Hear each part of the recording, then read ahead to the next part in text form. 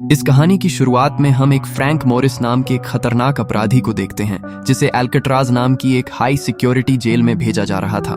ये जेल समुद्र के बीच एक आइलैंड पर बनी हुई थी जहां से आज तक कोई भी कैदी भागने में कामयाब नहीं हो पाया था। लेकिन फ्रैंक नाम का ये बंदा जेल से भागने के लिए ही मशहूर था और वो आज तक कई सारी हाई सिक्योरिटी जेलों से भाग चुका था। इसीलिए उसे इस जेल में भेजा गया क्योंकि आज तक इस जेल से भागना तो दूर बल्कि कोई भागने के बारे में सोच भी नहीं सकता क्योंकि ये सबसे सुरक्षित जेल मानी जाती है।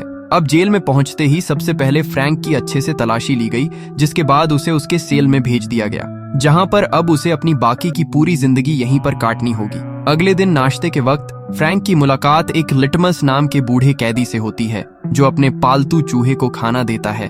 लिटमस के साथ बातचीत के दौरान फ्रैंक की नजर वुल्फ नाम के एक और कैदी पर पड़ी जो उसके सामने अजीब इशारे कर रहा था, लेकिन फ्रैंक ने उसे नजरअंदाज करते हुए लिटमस के साथ अपनी बातचीत जारी रखी, जिसके थोड़ी देर बाद उसे वार्डन के कमरे में एक ब्रीफिंग के लिए बुलाया गया जहां पर वार्डन ने उसे चेतावनी देते हुए कहा कि यहां से भागने की कोशिश बिल्कुल भी मत करना क्योंकि उसके जैसे धुरंधर इस जेल में ना जाने कितने आए और मारे गए। अब इन सब के दौरान ही फ्रैंक ने उसके कमरे से एक नेल कटर चुरा लिया जो वैसे तो बहुत छोटी चीज थी, पर वह जानता था कि अल्काट्राज जैसी जेल में एक छोटी सी चीज भी बहुत काम आ सकती है और इसीलिए फ्रैंक ने अपनी सेल में वापस आते ही उस नेल कटर को बाइबल के अंदर छुपा दिया। अब जब सभी कैदी नहा रहे थे उस दौरान वुल्फ एक बार फिर फ्रैंक के पास आया और उसने दोबारा से उसे छेद धरना शुरू कर दिया, लेकिन इस बार फ्रैंक उससे परेशान हो जाता है और वुल्फ को पकड़कर पीटना शुरू कर दिया। ये देखकर सभी कैदी डर जाते हैं और इस वजह से अब कोई भी फ्रैंक से फालतू पंगा नहीं लेना चाहता। अब धीरे धीरे जेल की लाइब्रेरी फ्रैंक का ठिकाना बन गई जहां उसकी मुलाकात जेल के लाइब्रेरियन इंग्लिश से होती है। इंग्लिश को भी इस जेल में उम्र कैद के लिए भेजा गया, इसलिए अब इंग्लिश बाहरी दुनिया की इच्छाएं छोड़कर सिर्फ किताबों में ही अपना ध्यान रखता है। असल में इंग्लिश और फ्रैंक दोनों को ही हिस्ट्री बेस्ड किताबें बहुत पसंद थीं, जिसके चलते उन दोनों में काफी अच्छी दोस्ती हो गई। इसी दौरान फ्रैंक की मुलाकात डोक नाम के कैदी से हुई जो एक कमाल का कलाकार भी था और वह अपना ज्यादातर समय पेंटिंग करने में बिताता है। डोक कहता है कि अल्काट्राज जैसी खतरनाक जेल में कोई भी आदमी पागल हो सकता है, लेकिन इस कलाकारी ने ही अब तक उसके दिमाग को ठीक रखा है। उसी शाम फ्रैंक की सेल के पास एक गार्ड आता है और उसे कारपेंटर की नौकरी के बारे में बताता है जिसमें हर घंटे के 15 सेंट्स मिलेंगे। लेकिन फ्रैंक के लिए जल्द ही मुसीबतें बढ़ने वाली थीं और एक दिन जब सभी कैदी मैदान में थे उस वक्त वुल्फ एक बार फिर से लौट कर आता है, लेकिन इस बार उसके पास एक हथियार भी था जिससे वह फ्रैंक के ऊपर हमला करना चाहता था। लेकिन मौके पर डोक ने फ्रैंक को सावधान कर दिया, जिसके बाद फ्रैंक अपनी जैकेट की मदद से हमले से बच गया। अब वुल्फ और फ्रैंक के बीच लड़ाई छिड़ गई और जब गार्ड्स ने उन्हें रोकने की कोशिश की तो वुल्फ ने गार्ड पर भी हमला कर दिया, जिसके बाद उन दोनों को ही डी ब्लॉक की सॉलिटरी कन्फाइनमेंट में भेज दिया गया। इस कन्फाइनमेंट में जाने वाले कैदियों को अकेले रखा जाता था। यह एक पिंजरा होता है जहां कोई भी कैदी नहीं जाना चाहता और अब फ्रैंक को इस पिंजरे में सिर्फ अपने आप को बचाने की वजह से जाना पड़ रहा था। हालांकि वो अभी भी वुल्फ पर बहुत गुस्सा था।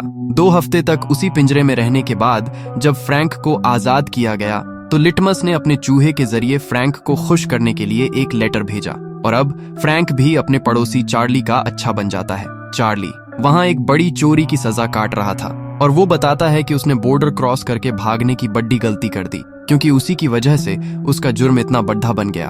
अगले दिन वार्डन बिना किसी सूचना के जेल का दौरा करता है। उस दौरान वो डोक की बनाई हुई पेंटिंग्स देखता है तो उन्हें बाहर निकालने का आदेश देता है, लेकिन उसके इस फैसले ने डोक को अंदर से पूरी तरह तोड़ दिया क्योंकि वो सिर्फ इन्हीं पेंटिंग्स के सहारे ही जिंदा था।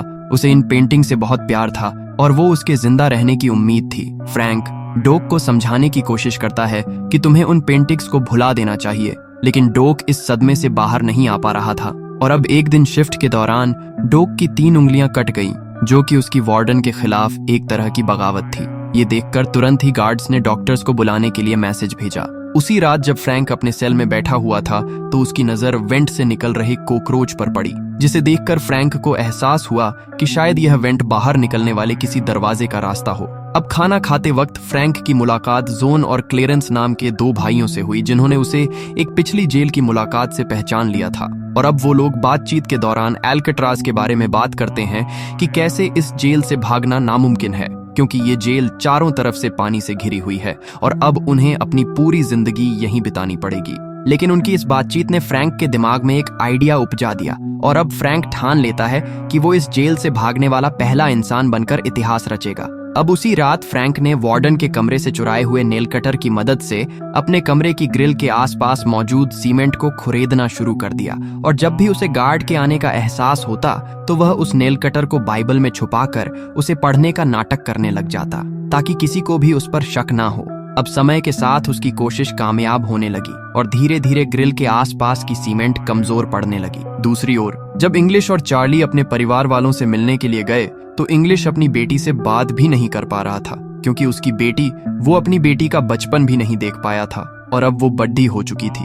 और चार्ली को अपनी वाइफ से मिलकर पता चला कि उसकी बूढ़ी माँ की तबीयत काफी खराब है और उसके पास अब ज्यादा वक्त नहीं है। ये चीज चार्ली को काफी परेशान करती है और वो भी अब एल्कट्राज से भागना चाहता है। अगली सुबह नाश्ते के दौरान फ्रैंक ने जोन और चार्ली के सामने अपना जेल से भागने का प्लान रखा। फ्रैंक के मुताबिक समुद्र के खारे पानी और हवा ने जेल की इमारत को काफी कमजोर कर दिया था, जिस वजह से वो लोग सीमेंट को खुरेदकर वेंटिलेशन ग्रिल्स को निकाल सकते हैं और उनसे हुए पाइपलाइंस तक पहुंचकर वहां से भाग जाएंगे। लेकिन बड़ी प्रॉब्लम ये थी कि वो लोग जेल से तो निकल जाएंगे लेकिन इतने बड़े समुद्र को कैसे पार करेंगे। इस पर फ्रैंक कहता है कि क्लेरेंस जेल के कपड़ों के डिपार्टमेंट में काम करता है तो वो वहां से एक एक करके कभी रेनकोट और कभी थोड़ा रबर चुरा सकता है और इन सब के इकट्ठा होने के बाद वो एक लाइफ बोट और लाइफ जैकेट बना सकता है। फ्रैंक का ये प्लान सभी को काफी पसंद आया और उन सभी ने एक साथ मिलकर इस प्लान पर काम करने का फैसला किया।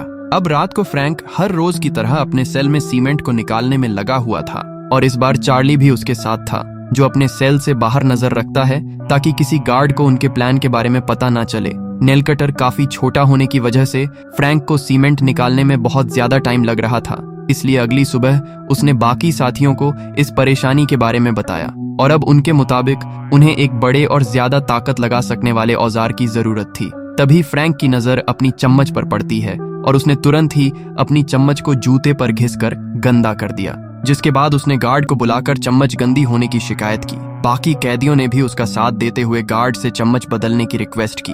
गार्ड को इसमें कुछ भी सस्पिशियस नहीं लगा, इसलिए वो इस चीज के लिए राजी हो गया। लेकिन जैसे ही वो लोग चम्मच बदलने के लिए फ्रंट डेस्क पर गए तो जोन ने वहां मौजूद गार्ड को अपनी बातों में उलझा लिया, जिसका फायदा उठाकर फ्रैंक ने एक एक्स्ट्रा चम्मच अपनी जेब में डाल ली। लेकिन सिर्फ इतना ही उनके लिए काफी नहीं था और इसीलिए उसने लिटमस से अपने हिस्से के 20 दिन की मिठाई के बदले में बाकी सामान इकट्ठा करने का सौदा किया, जिसके बाद फ्रैंक ने चम्मच, नेल कटर और सिक्के को पिघलाकर एक नया औजार बनाया जो नेल कटर से काफी ज्यादा कारगर साबित हुआ। उसी रात जब फ्रैंक तेजी से सीमेंट को तोड़ने में लगा हुआ था तभी एक गार्ड वहां आता है जिस पर चार्ली की नजर नहीं पड़ी, लेकिन किस्मत से मौके पर इंग्लिश ने बीच में आकर उस गार्ड का ध्यान भटका दिया, जिससे चार्ली को पता चला और उसने फ्रैंक को सावधान कर दिया। उसने तुरंत ही सारा सामान छुपा दिया। इस बार तो वो लोग बच गए, लेकिन अब फ्रैंक समझ चुका था कि वो चार्ली पर पूरी तरह से भरोसा नहीं कर सकता।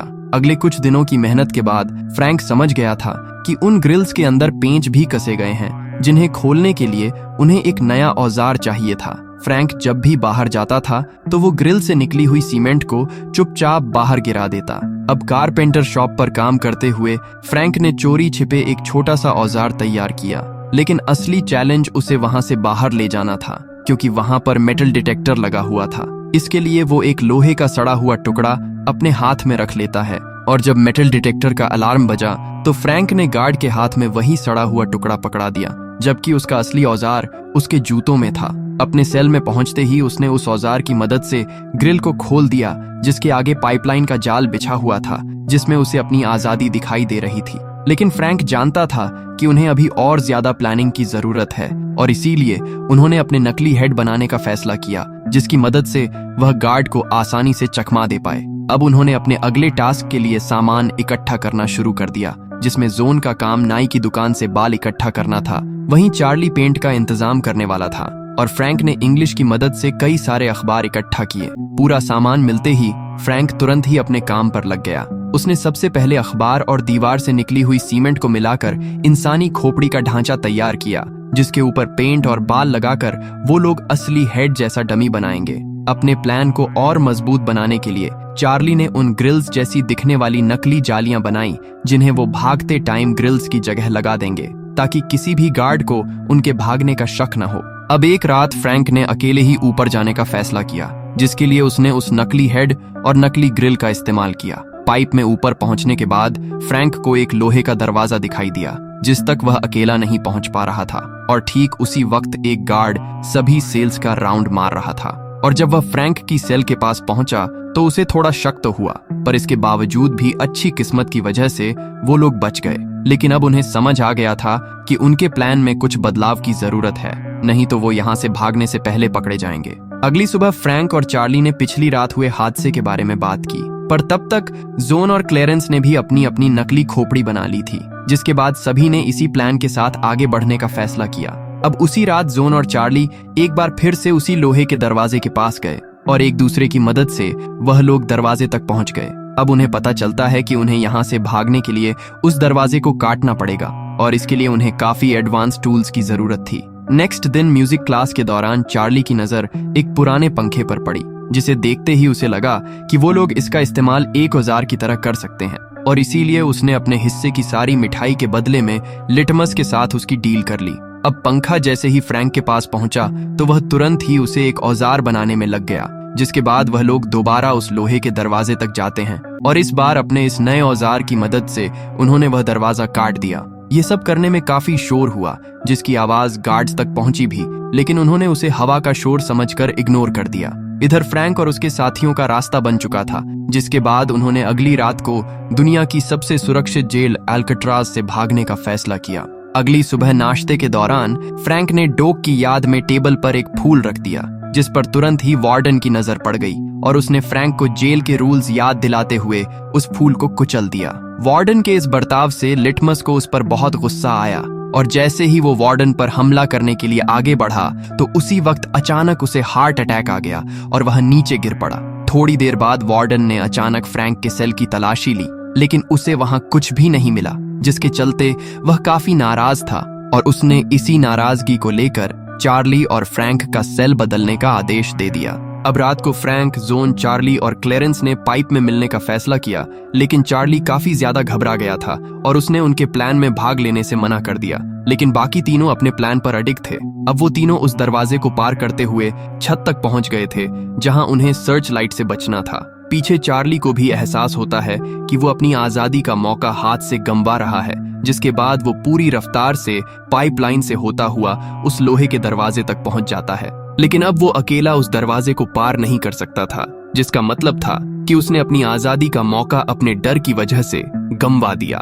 वहीं दूसरी तरफ सर्च लाइट से बचते बचाते वो तीनों जेल की दीवार तक पहुंच गए। उन्होंने देखा कि कहीं आसपास कोई है तो नहीं, और फिर वे चुपचाप दीवार को पार करके जेल से बाहर आ गए। अब वो तीनों कैदी एक रोड को पार करते हुए समुद्र के किनारे तक पहुंच जाते हैं। उनका प्लान एकदम सटीक था और वो उसी अनुसार चल रहे थे। अब वो तीनों शांति से अपना अपना काम करते हैं और उस बोट में मुंह से हवा भरना शुरू कर देते हैं। और ये बहुत मुश्किल काम था, लेकिन जैसे तैसे हवा भरकर अब वे लोग अल्काट्राज को हमेशा हमेशा के लिए अलविदा कहते हुए दूर निकल जाते हैं। अगली सुबह जब गार्ड राउंड पर आए तो शुरुआत में तो उन्हें सब कुछ बिल्कुल नॉर्मल लगा, पर फिर उन्होंने देखा कि फ्रैंक अभी तक सो रहा था। तो जैसे ही फ्रैंक के मुंह से चद्दर हटाई गई तो उनके पैरों तले जमीन ही खिसक गई, क्योंकि आज उनके साथ कुछ ऐसा हुआ था जिसकी उन्होंने कभी कल्पना तक नहीं की थी। पूरी जेल में यह बात फैल गई कि कुछ कैदी भाग निकले हैं। अब जल्द ही उन तीनों की खोज शुरू हो गई और उन्हें ढूंढने में नाव के साथ साथ हेलीकॉप्टर तक का इस्तेमाल किया जा रहा था।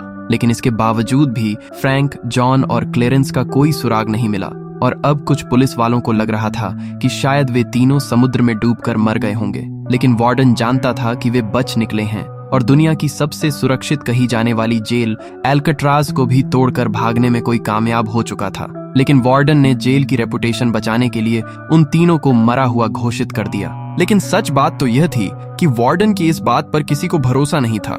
दोस्तों, ये कोई काल्पनिक घटना नहीं बल्कि एक सच्ची कहानी है, जिसके बाद फ्रैंक जेल तोड़ने वाले जीनियस के नाम से पूरी दुनिया में मशहूर हो गया। कई सालों के सीक्रेट सर्च ऑपरेशन के बाद भी ना तो उनकी बॉडीज मिली और ना ही वे। इसका मतलब यह था कि वे तीनों बचकर भागने में कामयाब हो गए थे। दोस्तों, इसी तरह की कहानियों के लिए हमारे चैनल को सब्सक्राइब जरूर करना।